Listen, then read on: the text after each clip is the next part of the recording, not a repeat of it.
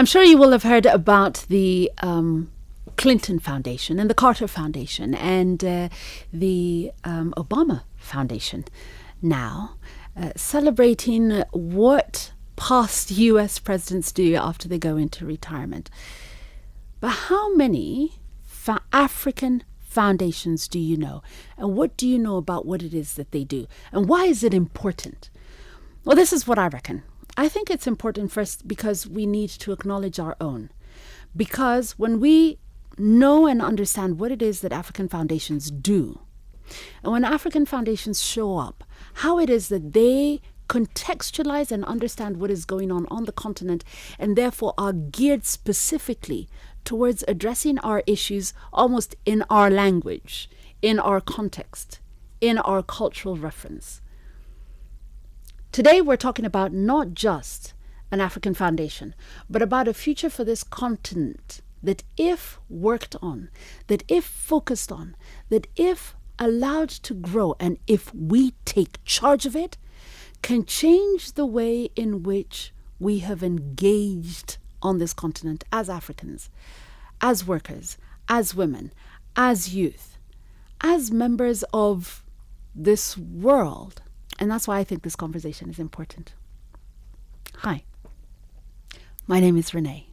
This is Capital TV, and you are watching Focus. Before we talk about the foundation, I'd like to ask you, Madam Nardis, given your experience, your observation, your extensive research of this continent, what really ails us? Why are we the richest in terms of resources, the richest in terms of population, the richest in terms of youth, the poorest in every single other indices? What ails us? I always say that, yes, we have everything that it takes, and yes, we're not taking advantage of it for so many reasons, but we have, to some extent, made some progress towards what we want to be. And the deficiencies that are that we see today could be handled if we have a system that is our own, and if we come out with our own homegrown solutions, and if we believe in ourselves, and if we have a total mind shift. Africa has lots of potential. Africa has all the primary products, but there is no value addition to it. I want to take a step back. You said something which I think may point to what the challenge is. You've said if we believe in ourselves. Do we have a crisis in confidence and in identity as Africans? I would say yes. I mean, if a country or a continent, if Africa depends on the Western world for all its, technologies, for all its expertise, for all, the processing and everything, that we're doing, then, we seem to have a problem with confidence. And yet, in Africa, we have everything that it takes, the intelligence, the capabilities, the capacities. It's just a matter of understanding that one country cannot do it alone, that many countries together could do it. A sort of a mapping of all the expertise and trying to really see on how we can network and partner and work together as a continent, I think would be a very an important an important thing to do for Africa. We have to really make each and every African also to be a patriot, to believe in Africa. Why do we leave the continent? And how can we bring them to the continent? So we have to do a lot of things, a lot of work. And policies should change, strategies should change. It should be favorable to domestic, capacities and domestic intelligence and domestic, potentials, but still there should be some kind of incentives that would bring Africans to work for their continent and believe in their continent.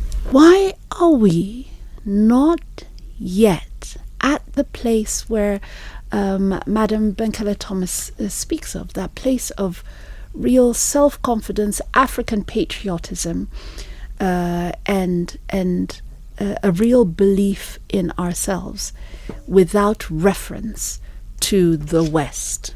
For me, I think it is really, we're in transition. We are still in transition from when we were under other people's rule.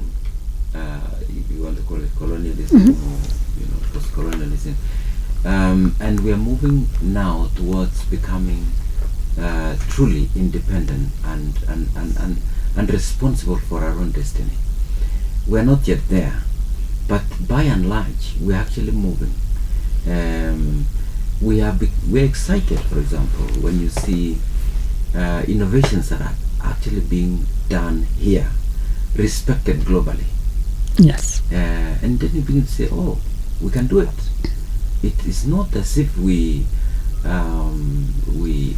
have less, capacity in terms of intelligence, in terms of intellectual, in terms of, brain power. I think we may have been made to believe that we are not as good as everyone else, but I think we are overcoming this very, very slowly, but almost suddenly. What we need is to sustain that self-awareness that really we are as good as anyone else. You can see we still have limitations. For example, we still follow the West in a lot of things, movies that we watch, values of all kinds, even things that we consume, for example. And all these things really point to lack of self-confidence. When people come here, they find that everything else looks like where they're coming from, when it should really be reflecting our own creativity, our own values, our own do's and don'ts. And so to me, I think we are in transition, but we will get there. We are not yet really focusing on the person, on the Kenyan person, to really move from becoming like someone else to becoming the person that we really are, and can become the leader in the world. So to me, I think that's where I come from.